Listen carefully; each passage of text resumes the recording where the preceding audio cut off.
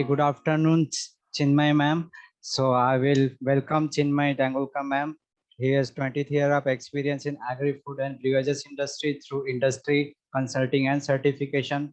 She has trained many senior officials from FSSAI, State FDA, Dubai Municipality, Kazakhstan on various topics. She was invited by FAO to contribute in writing food safety framework for ASEAN countries. She has visited more than 35 countries. She was business head of Indian subcontinent and Middle East for F&B with DNVGL. She is now managing director with Food Chain ID, a company into certification testing, training, and regulatory advisory services. Her other candidates are alumni of US Department of US Women Leadership Award from ASHAM for contribution in F&B sector. Global Leadership Program from INSEAD in Paris, Singapore, and San Francisco, Vice President with AFSTI Mumbai chapter. She is graduated in horticulture and postgraduated in food science and technology. So I warm welcome such a great dignitary, and I am handing this platform to Chinmay ma'am. Over to you, Chinmay ma'am. Thank you, Chetan. And before I start the session, we seem to be around 22 participants. And if I leave the co-host and host, about 18 participants. So in the chat box, can I have a quick introduction of the candidates? Yes, ma'am. Yeah. Dear participant, please introduce yourself in the chat box. Unmute and introduce. I'm absolutely okay with that. Okay. I will give a permission to each and everyone.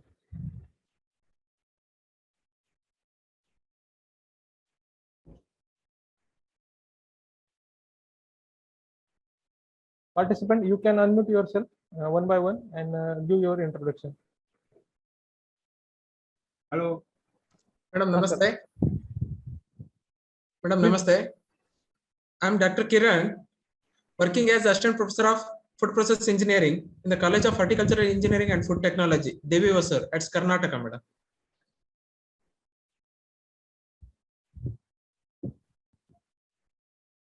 Thank you so much. Hello. Hello. Yeah, please go ahead. Hello. Good afternoon, ma'am.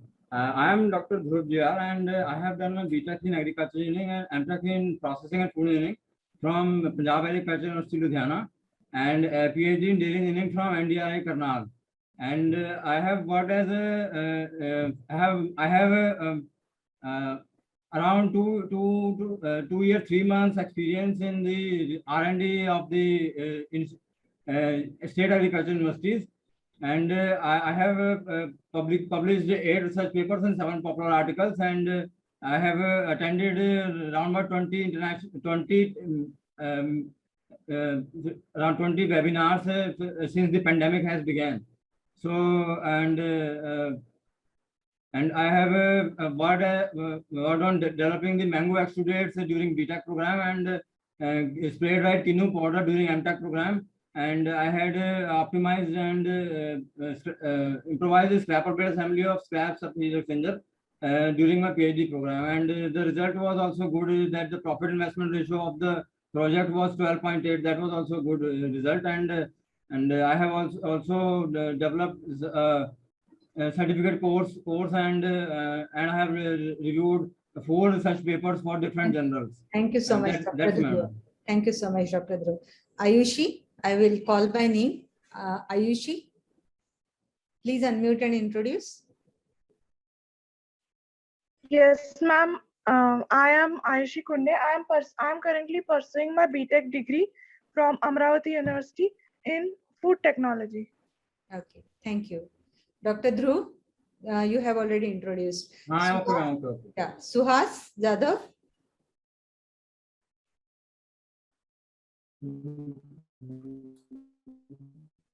Yes, Dr. Suhas. Madam, yes. Myself Jadhav SB, working as assistant professor in the College of Agriculture, Ambazogai. I did my PhD in process and food engineering. I have been here since 2003. Okay, thank you so much. Akash Dhage.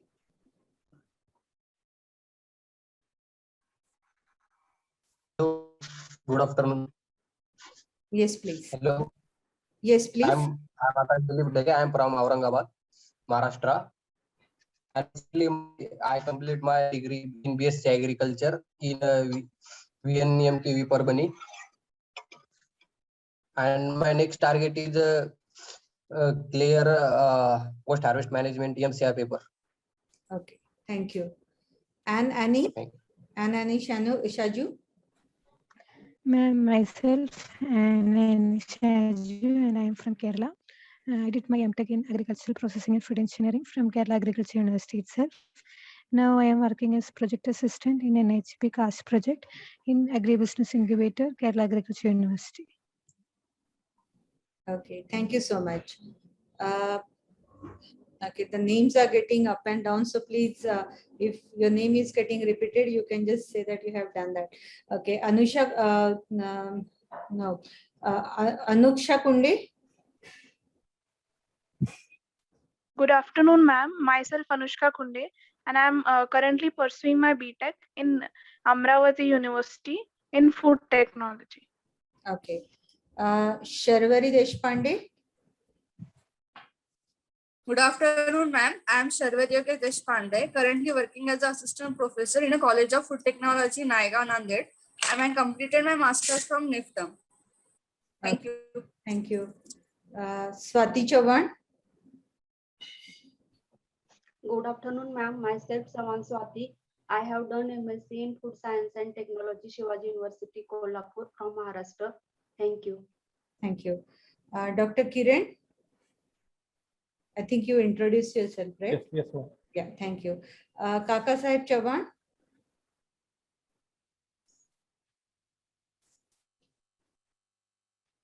Can you unmute Kaka Sahib Chauhan?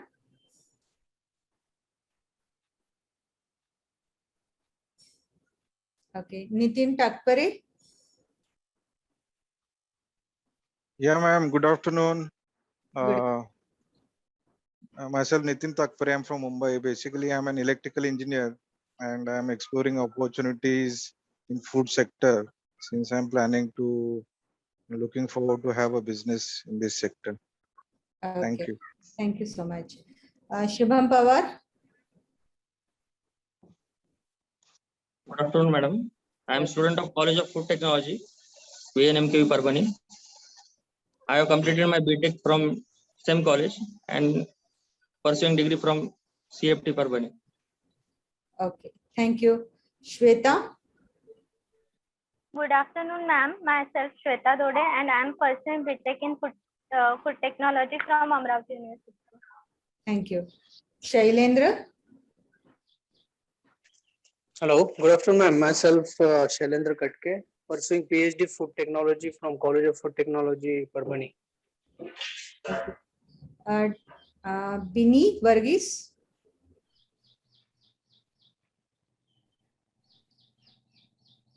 Bini Varghese. Daniel Rohit. I don't see their mic icon. Yashasri Apaka. Yeah. Good afternoon, ma'am. Myself Yashasri Apkaji, and I am currently pursuing BTech in Food Technology from Amravati University. Okay, thank you. Is there anyone whom I am missing? Please unmute and introduce. Good afternoon, ma'am. Hello. Yeah, go ahead. Hello. Go ahead. Good afternoon, ma'am. Myself Anshul Lokare. At present, I am working as assistant professor at College of Horticulture, VNMKV Parbani. Okay. And also I am pursuing my PhD in Food Science at Department of Horticulture, VNMKV Parbani. Thank you. Okay, thanks. And who else is remaining? Good afternoon, ma'am. Myself Ritu Magesh, have did my BBA and have plans to do MBA in agribusiness. I'm from Tamil Nadu. Thank you. Yeah, who is on the line? Who is speaking? Have we got Okay, good afternoon. Myself is Dr. Vidya Mishra. Okay, go ahead.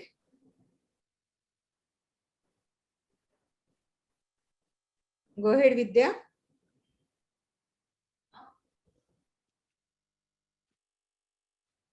Okay, thank you so much. I think all except one, I think is most of the participants has been introduced. Let's, are we ready to go? Yes, ma'am. Yeah, thank you so much. So let's start with this topic on certification and accreditation. I'm Chinmay Deolgaonkar and currently working with Food Chain ID as Managing Director and also working as honorary, now I'm Vice President with AFSTI Mumbai chapter. Okay, so before we begin, this is a question for you. Okay, please use the chat box. We have introduced ourselves. Now, please use the chat box so that I understand how much we know about certification and accreditation. So what is the difference between certification and accreditation? Please use chat box to, put your answer.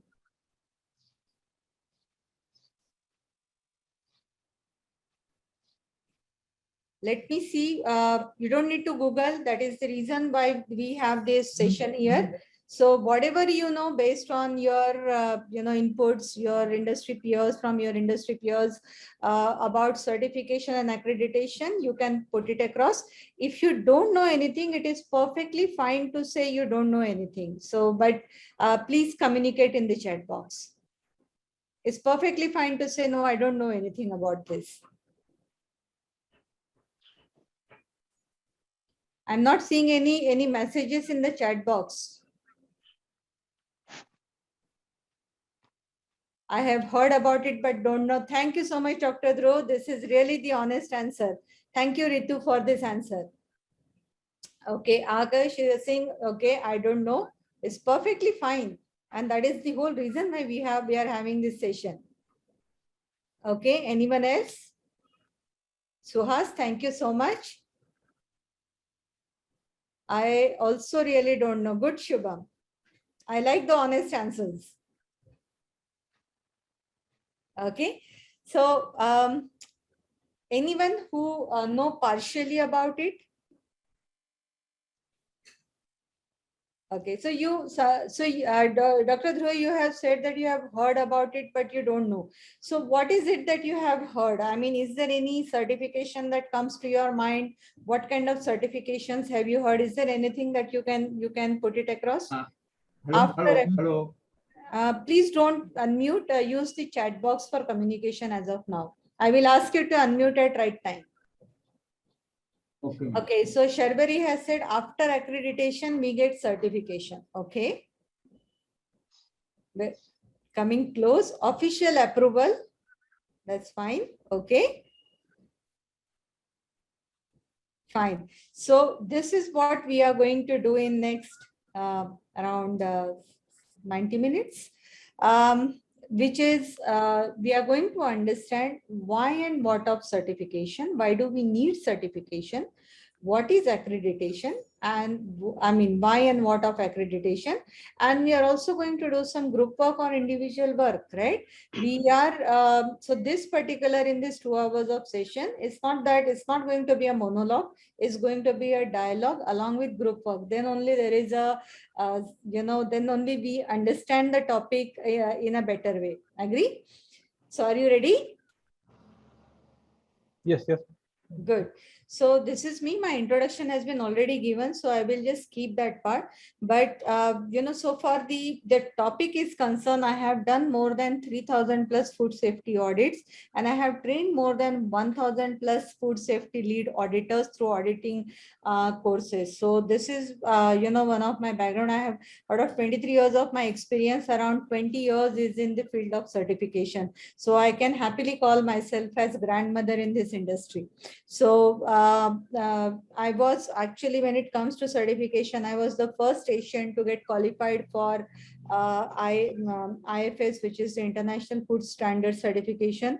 I have been like probably one of those first few people who were qualified for BRC. And I was the first one to conduct IRCA approved ISO 22000 lead auditor course in India. And post that, about 1,000 plus people have been trained by me for the lead auditor programs. So before I start, let me give some brief introduction about the organization where I am working on with. It's Food Chain ID, and as the name indicates, we are exclusively in the field of agriculture, food and beverage, serving around 38,000 food companies from 100 plus countries. Our services are in the bucket of certification. And when we say certification, we have number of certifications, and I will explain you all those in short while. So we have received also certification body of the year award consecutively, 5 consecutive times from BRC. We do identity preserve certification, sustainability certification, second party audits, and so on. Then we do DNA-based testing. So when I say DNA-based testing, which means that it's not a regular testing of pesticides and heavy metals and so on. We do very high level of testing, wherein, for example, you get mango pulp, and you have been told that this is Hapus mango pulp. So through DNA, we can actually identify how much is Hapus and how much is Totapuri in that. We do something like geo-origin, food authenticity testing, DNA barcoding. So something like meat comes to factory, and you would have all heard of horse meat scandal. So if there is any adulteration, so we can identify that using DNA testing. And then what you see in the highlighted part is metagenomics.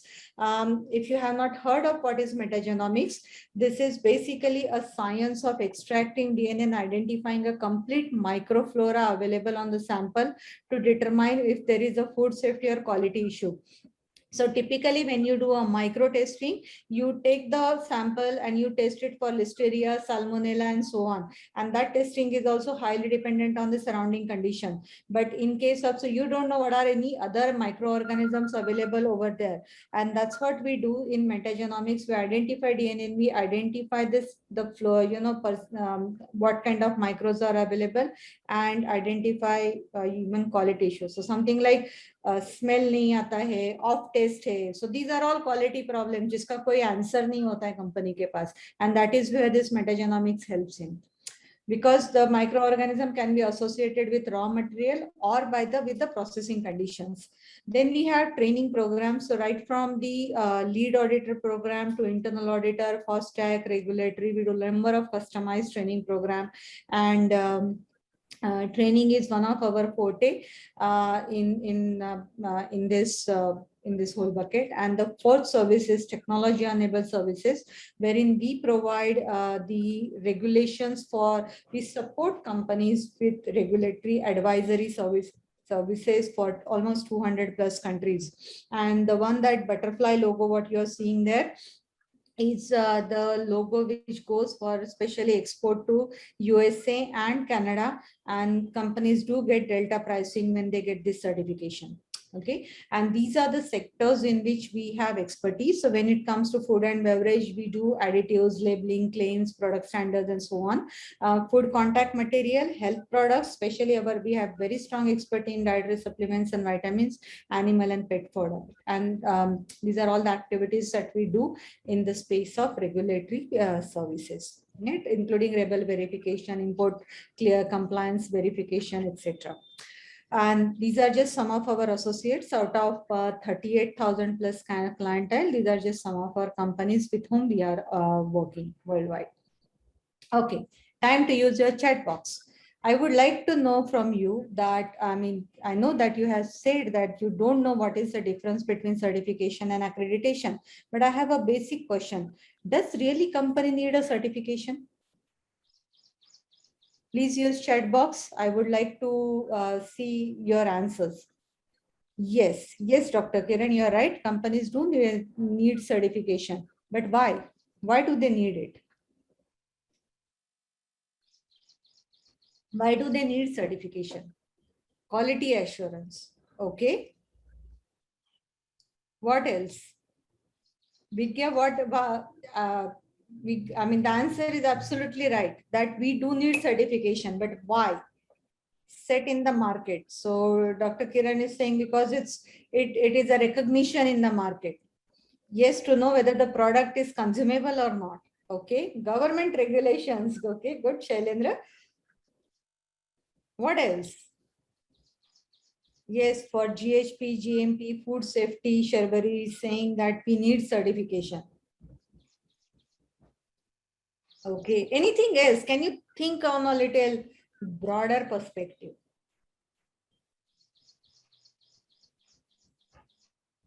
Can you think little on a, why we need authentication? Very close, Dr. Kiran. Very good. Consumer satisfaction. Good. So I'll give you an example. Okay. Let's say you want to buy LG TV.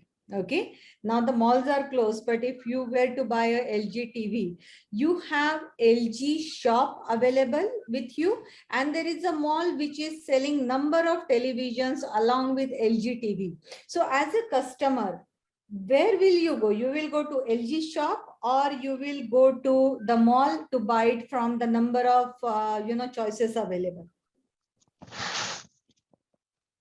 Please use chat box. Okay, Dr. Kiran is saying LG shop. Okay, it could be LG, it could be Haier, it could be Philips, it could be anything, but you would like to go to the authentic shop of that company. Why, Dr. Kiran? You can unmute and tell me why you would like to go to LG shop. It's the same product which you are getting in mall, but why you are not going to mall? Company authority shop. Okay, I choose mall. Okay, so let me first see, because we have a number of answers on LG shop. So Dr. Kiran, please unmute and tell us why you would like to go to LG shop. Hello, can you hear me, madam? Yeah, I can hear you. Because no, it is a more authenticated. They will convey the whatever the exact thing is that how the product is different from other company. They will differentiate. If I am going for the any other outside shop, they are having a 2-3 products. Correct. They will show better that one, which one is they're having the better price, means they're better commission. Based on better commission and their income, they will convenience the customer which is the best. Correct. When if I am going for the LG shop, then he will differentiate about his product. This is better than this, is better than like this. Okay, so there will be a trust factor saying that, okay, the LG shop is giving me authentic information. Right, very good. So someone said, Chetan said he would like to go to mall. Why, Chetan? Shall I unmute, ma'am? Of course you have unmuted. Yeah, ma'am. Sorry, because ma'am, there is a chances something new out of box, ma'am. There is a chance for more exploration, ma'am. Yeah, I can see new technology, if any. That's totally depend. I have to bought or not, but I will choose. You decided that you want LG this model. Okay, now you have a mall and you have this thing. You explored everything, and that is the reason why you have frozen down on that LG particular model. Let's say LG OLED you want to purchase. Now you have a shop and you have a mall. So from where you will buy? Then definitely answer is shop. Why should? Sorry. Correct. Sorry, that is exactly. So that is one of the reasons. So as Nitin is also saying that there is a trust factor, right? We all know that LG shop will give us not just a good piece, but we also know that they will give us good service and we can rely on that particular product, right? So exactly this is the reason why certifications are important. But if we have to look at it at a bigger picture, do you know what is the main reason? They help in mitigating all the issues associated with non-tariff barriers. If you have to look at it as a bigger picture, besides demonstrating sustainability compliance. So I'll come to sustainability part later on, but let me tell you what does that mean. A certification, I mean, there are some bullet points which has come here on your screen, right? So we do sell locally and we also export, right? So I'll first start with the export factor. We all know that when we export, we have number of advantages, with respect to price. It's a good, money for the company and also for the country, right? So quality conditions of importing countries are assured if there is a certification. Then there are assured sanitary and unjustified sanitary and phytosanitary conditions. So all these things, the reasons what you are seeing here are the reasons why the product either is rejected locally or through export. So somebody is importing our product or we are supplying it locally, there is always some or other reason because of which we call it as non-tariff barriers. So something like, labeling, improper packaging, improper labeling, then trade documents, hygienic conditions, all these things are what we call it as non-tariff barriers. And that is the reason the certification helps in mitigating all these problems because of the system, because of the way it is designed. I mean, I call this certification as a Ustara. आपको Ustara पता है? Do you know what is Ustara? Ustara is a Hindi word. Anybody who can tell what is Ustara? Other side. नहीं, Ustara is not other side. Ustara is जो barber use करता है ना दाढ़ी बनाने के लिए, razor, correct. It's called as razor. So अगर वो razor, so certification is like a razor.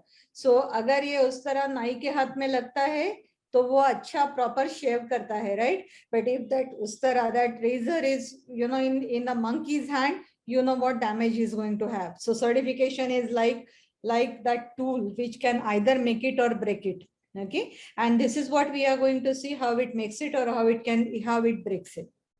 Okay, so examples of rejection. Now this is little old side, but I can show you what has happened even today itself, how many products has been rejected.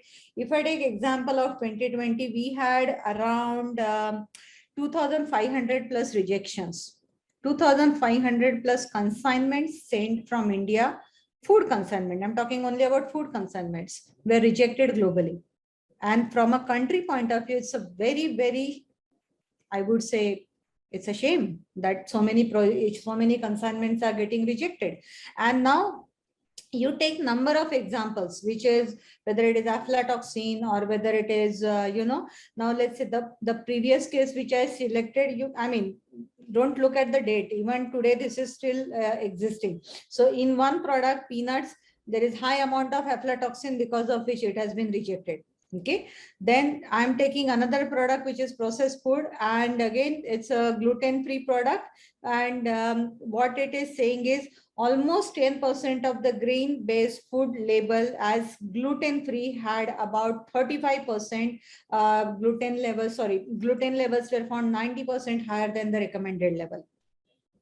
Right? So how much is the gluten percentage? What we call it, when can we call it as gluten-free? How do we check gluten? And then when we are selling that product as gluten-free, what are the checkpoints? In spite of this thing, all these things, probably there was no checkpoints or probably there was something missing. And that is the reason why more than up to 90 times higher percentage was seen for the products which was sent from India. I take another product, Pulse product, which is Gavar gum. Absence of health mark on Gavar gum powder from India. Health mark is basically the phytosanitary certificate. So no phytosanitary certificate. Fraudulent documentation. Spices. Okay, one of the major commodity that we export. Recall of spices products, so and so, because of lack of labeling in the Scandinavian language. Now they are exporting to Scandinavia, and they have a rule that apart from English, you need to have Scandinavian language, for your label. So now this is a basic requirement, but something in the system got missed on, and such a big thing. And this is not a small thing, right? Because you have money associated with laminate and cylinder and all this thing, but why this major thing was missed out by the company? So you will see multiple reasons why products are getting rejected. Another example, here in this case, it is it's a confectionery and it is misbranded confectionery. So it is refusal of sweet goods without custard or cream filling, but the product is labeled as cream filling, right? So I can go on and on and on. I can show you the software, you know, from where you can track all these rejections across the globe where it is happening. So the point is, why do these things happen? Okay, now this is, in this case, this is a salmonella contamination in paprika or chili powder. Salmonella ऐसे नहीं आता है. Salmonella तब आता है जब hygienic conditions या फिर जो let's say kill steps होते हैं जो spice industry में, all those things are not followed properly. तब ये salmonella आता है. It's a very serious contamination.